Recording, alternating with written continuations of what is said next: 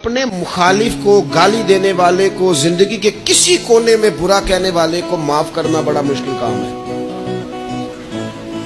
کسی شخص نے 30 سال پہلے بھی کبھی آپ کو کوئی سخت لفظ کہا ہو تو وہ بندہ سامنے آئے تو بات یاد آ جاتی ہے، یار اس نے یہ کہا تھا۔ باتیں کھٹکتی ہیں۔ کسی مقام پر کھڑے ہو کر کسی جگہ پر کسی بندے نے آپ کو تکلیف دی ہو، بندہ اس جگہ پہ آئے تو وہ چیز کھٹکتی ہے، لیکن یہ اعزاز صرف رحمت للعالمین محبوب کا ہے کہ حضور کے سامنے جب وہ لوگ پیش ہوئے، حضرت وحشی جیسے کہ جنہوں نے پورا وجود کاٹ دیا تھا حضرت امیر حمزہ کا اور کان ناک آنکھیں نکال دی تھی، انہوں نے آ کے عرض کی حضور ہمارے جیسے گناہگار بھی آئیں تو معافی ہو جاتی ہے۔ فرمایا ہو جاتی ہے تو پڑھ کلمہ، ہم فوراً ہی معاف کر دیں گے۔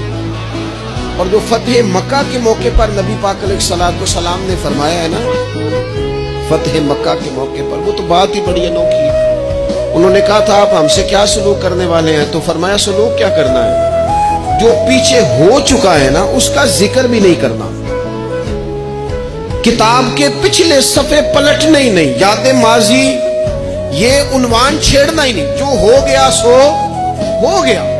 یہ خاص رحمت کاملہ اللہ تعالیٰ نے اگر عطا فرمائی ہے تو میرے اور آپ کے پیارے رسول ہی کو عطا فرمائی۔